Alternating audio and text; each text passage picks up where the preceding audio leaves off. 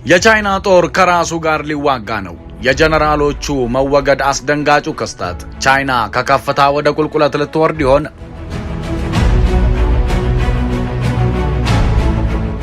የቻይና ጦር እየታመሰ ነው። በታይዋንና አሜሪካ ሰፈር ደስታውና ድግሱ ደርቷል። አሁን በቻይና መሪዎችና ወታደራዊ አዛዦች መካከል የቀለጠው ተቀናቃኝን የማጽዳት ዘመቻ ትልልቅ ሚሳኤሎችን አሰልፎ ቀጥ አድርጎ ወደሚመራው የሮኬት ክፍል ደርሷል። ነገሩ ሙስና የሚል የዳቦ ስም አለው። ነገሩ ግን ኃይልን የመጠቅለል እንጂ የሙስና አይመስልም። ጦሩ ትልልቅ መሪዎቹ እየተወገዱ እያደር እየተከፋፈለ አሁን እርስ በርስ ሊዋጋ ጫፍ ላይ ደርሷል። የቻይና ነገር ዓለምንም የሚያሰጋ ነው።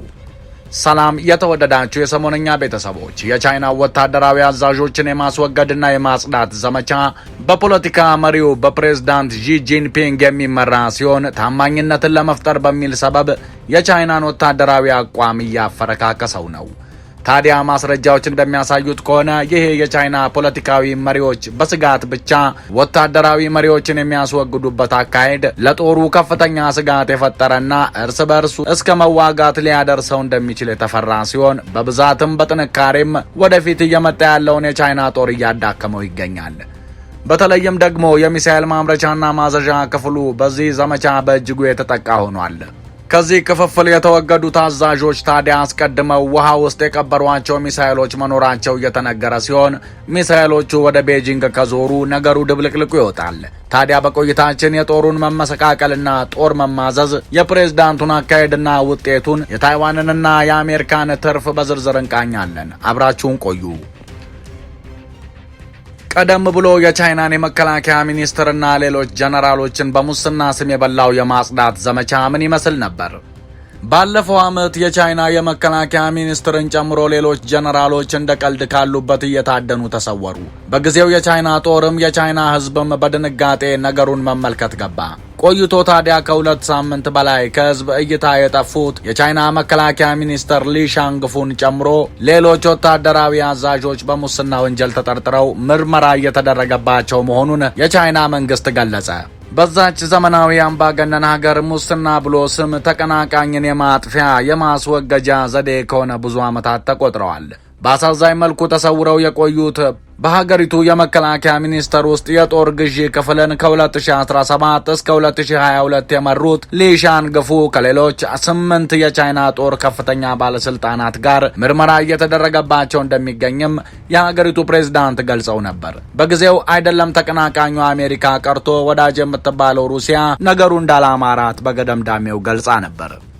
በሙስና ተወግደው የታሰሩት የመከላከያ ሚኒስትሩ ፕሬዝዳንት ዢ ጂንፒንግ በስልጣን ላይ በቆዩባቸው 10 ዓመታት ውስጥ የሀገሪቱን ወታደራዊ ኃይልን በማሳደግ ታዋቂነትን ያተረፉ ሲሆኑ በህዝብ ዘንድ ከፍተኛ ተቀባይነት ነበራቸው።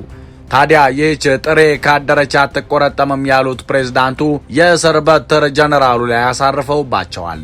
ባለፈው ዓመት በመጋቢት ወር ታዲያ የመከላከያ ሚኒስተር ሆነው በተሾሙት ሊ ሻንግፉና 8 ባለስልጣናት ላይ የሚደረገው ምርመራ የሚካሄደው በሀገሪቱ ከፍተኛ ወታደራዊ የዲሲፕሊን ቁጥጥር ኮሚሽን አማካኝነት መሆኑ ተገልጾ አብዛኞቹ ዓለም አቀፍ ሚዲያዎች የቻይና ከፍተኛ ባለስልጣናት በሙስና ወንጀል ተጠርጥረው ምርመራ እየተደረገባቸው መሆኑን ቢዘግቡም ቤጂንግ ስለ ሁኔታው ምንም እንደማታውቅ ገልጻለች። ይህ የሚያሳየው ደግሞ ነገሩ የፍትህ ሳይሆን የጉልበት መሆኑን ነው።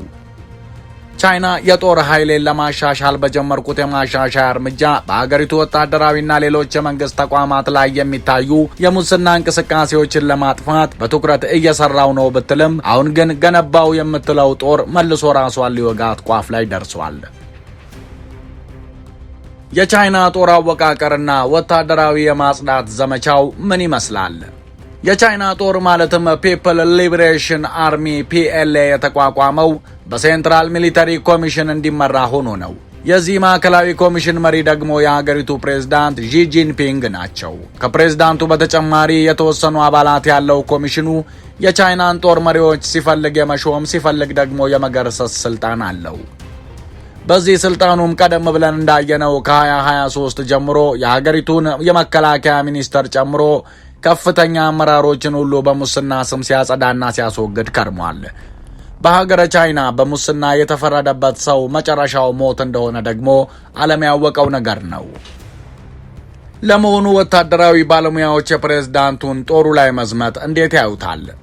ዩን ሱን የስቲምሰን ሴንተር ከፍተኛ የጥናት ባለሙያ ሲሆን አሁን ላይ የቻይና ከፍተኛ አመራሮች ጦሩ ላይ ያላቸው አቋምና እርምጃ ሀገሪቱን እርስ በርስ ሊያባላ ይችላል፣ በዚህ ደግሞ ሀገሪቱ ልትፈርስ ትችላለች ብሎ ስጋቱን ያስቀምጣል።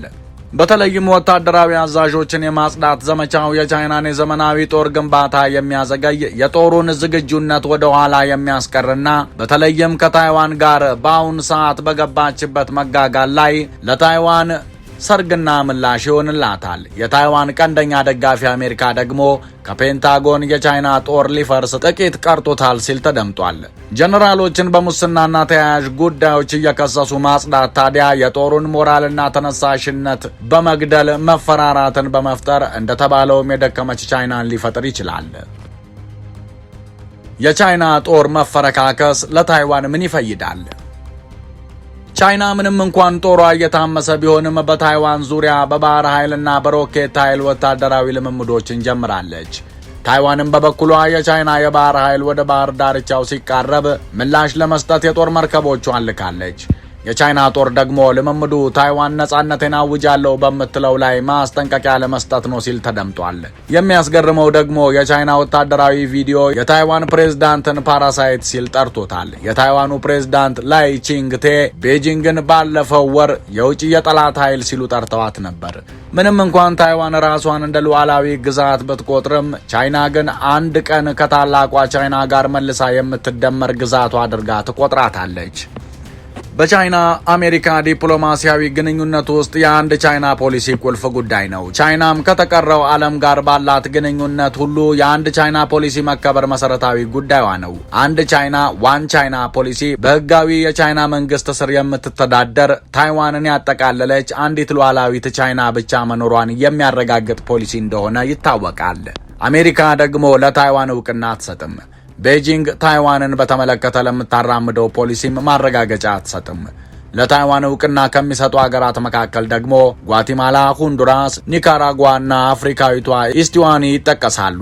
ታዲያ የቻይና ጦር በዚሁ ከቀጠለ ታይዋን ሀገር የማትሆንበት ምንም አይነት ምክንያት የለም። ምክንያቱም የፕሬዝዳንቱን ክንድ የሰጉ ወታደራዊ አመራሮች መልሰው ወደ ቤጂንግ ከገሰገሱ ቻይና የምትባል ሀገር በቀላሉ የምትረጋጋ አይሆንም። ይህ ደግሞ ለታይዋን ሰርግና ምላሿ ነው። የአሁኑ የቻይናው ፕሬዝዳንት እርምጃ ለጦሩ ምን ማለት ነው? ከዓለም ፖለቲካ አንጻር ደካማ የተባለው የፕሬዝዳንቱ እርምጃ ምናልባትም ቻይናን ከብዙ ወዳጅ ሀገሮቿ ጋር ሊያቆራርጣት ይችላል። ከዚህ በተጨማሪም ደግሞ የጦሯ መዳከም በቀጠናው የአሜሪካን አቅም ሊጨምረውም ይችላል። የዚህ ሁሉ ጠንሳሽ የሆነውና ቻይናን የሚመራው የፕሬዝዳንቱ ፒፕልስ ሊበሬሽን አርሚ ጫናዎችን ሁሉ እየተሸከመ ይገኛል።